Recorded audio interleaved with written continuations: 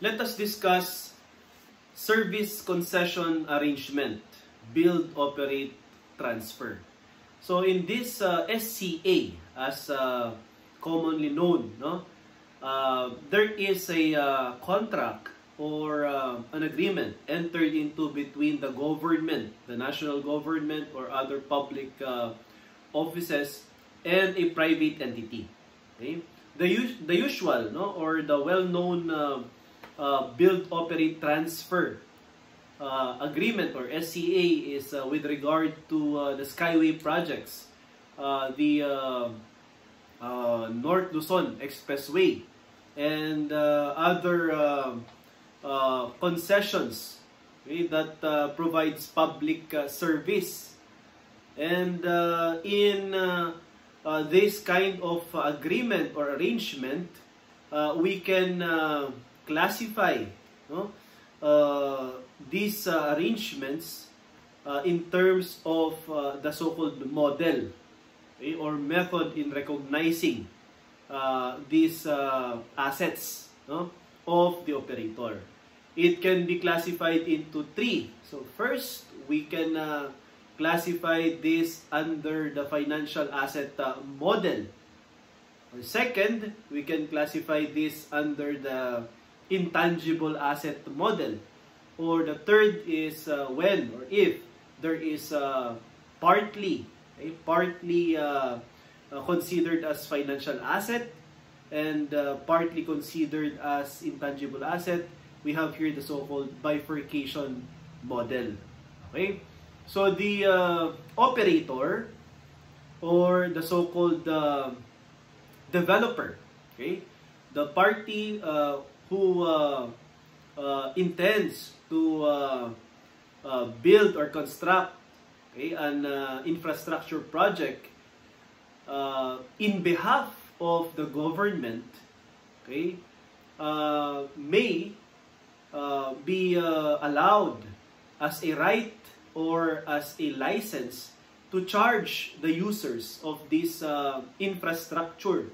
Okay? And if in case this is allowed in the concession or agreement or arrangement, then the treatment, okay, of the said asset on the part of the operator should be under the intangible asset model.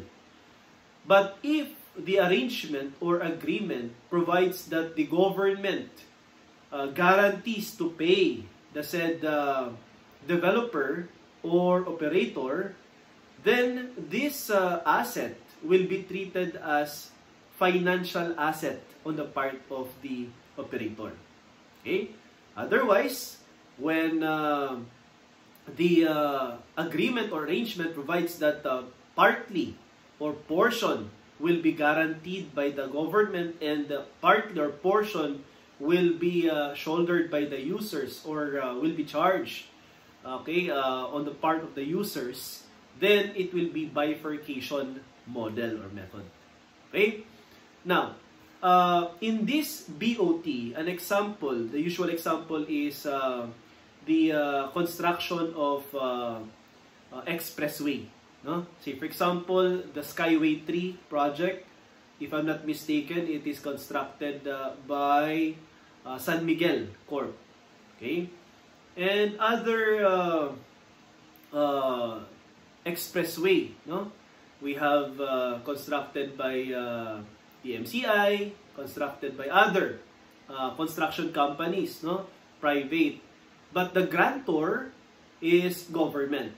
So the asset constructed and operated by the so-called operators, okay, can be treated as financial asset or intangible asset, or both financial asset or intangible asset under bifurcation model. Okay? In accordance with IFRIC 12 as well as in relation to IFRS or PFRS 15 with regard to recognition of contract asset. So habang ginagawa yung infrastructure, no, or yung project, may cost of construction, and during the construction phase, we have here the so-called contract asset.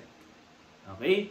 And upon completion of the said asset, then it will be reclassified to financial asset if we apply the financial asset model. Okay? Otherwise, we apply intangible asset model, then we recognize intangible asset as an asset because the operator is given the right or license to charge the users. Okay? Say for example, yung Skyway, no? If San Miguel Corporation as the developer or construction company or the private entity who constructed the said Skyway will be allowed to operate and charge, no, the users, yung mga gumagamit ng Skyway at sila yung magko-collect, then yan po ay treated on the part of the operator slash contractor or the developer as intangible asset. Okay? Now, if in case na pinagawayan ng gobyerno, then the government guarantees na mabibigyan ng payment itong operator at ang gagawin lang niya is just to operate, no? Then this is a case of financial asset model. Okay? So ngayon, we have here shortcut natin, no? Shortcut natin para mas madali yung ma-memorize at matandaan. Okay? We have the 3 types of accounting model under the so-called IFRIC 12. Okay? So ilagay natin dito sa notes. Okay, quick notes natin. Okay, 3 types of accounting model. Okay? Under IFRIC 12. So we have BOT, build, operate, transfer. Okay? So first, we have the financial asset model. Second, we have the intangible, okay, asset model. Of course, the third is the bifurcation model. Okay? So, shortcutin natin, class, no? Tandaan nyo lang, class, na yung operator, lagay ko dito, operator, no? OR. OR stands for operator. Okay? The operator can recognize financial asset if they have the unconditional right, okay, to receive cash from the grantor. Okay? So, kung meron siyang unconditional right to receive cash from grantor. Okay? At yung grantor na sinasabi natin dito, letter G, government. Okay? So, ibig sabihin, class, kapag ang nagbabayad ay government. Okay? May guaranteed payment sa part ni operator, SMC, example po, San Miguel Corporation. Okay? Example lang po ha. Okay? Hindi po ako connected sa San Miguel. Okay? San Miguel Corporation ay guaranteed na mabibigyan siya ng payment ng government. So, yan po, treated po siya as financial asset. Okay? Now, if the operator, again, will be granted the right or license, okay, to what? To charge, okay, charge users, okay, of this public service. Huh? So, ibig sabihin, class, there is no unconditional right to collect or receive cash from the grantor. Wala po. Pinapayagan ka na maningil sa mga users, so who pays?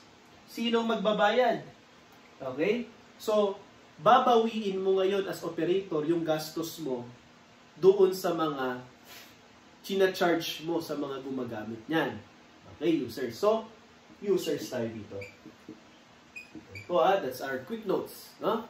Now, with regard to bifurcation model, okay, the operator, okay, is paid, okay, partly by the government and partly by the user. So, ibig sabihin, okay, the construction, okay, of the said infrastructure project will be recovered, okay, through guaranteed payment as well as through charging of user. Then, we have here ang treatment natin, partly financial asset, partly intangible asset. Kasi nga, ang nagbabayad dyan, partly government at user. Okay, so that is bifurcation model. And under this bifurcation model, both considers, okay, the so-called contract asset under PFRS 15. So kahit na portion ay financial asset, portion ay intangible asset, meron pong contract asset na i-recognize. Example, in financial asset model class, you recognize contract asset during the construction phase. Okay? During the construction phase. Then it will be converted or reverted, rather transferred to financial asset account, no, upon completion of this infrastructure or this project. While under intangible asset, during the construction, it is considered as an intangible asset, but there is recognition of contract asset, but the presentation is intangible asset. So, under bifurcation, both, so letter B ulit, no? B, both considers contract asset in relation to PFRS 15. Okay? So, to further illustrate class, the concept, we have to establish and show the various entries or different journal entries in recognizing revenue, as well as in establishing contract asset and converting or transferring it to financial asset or intangible asset. Okay? So let's proceed to problem solving.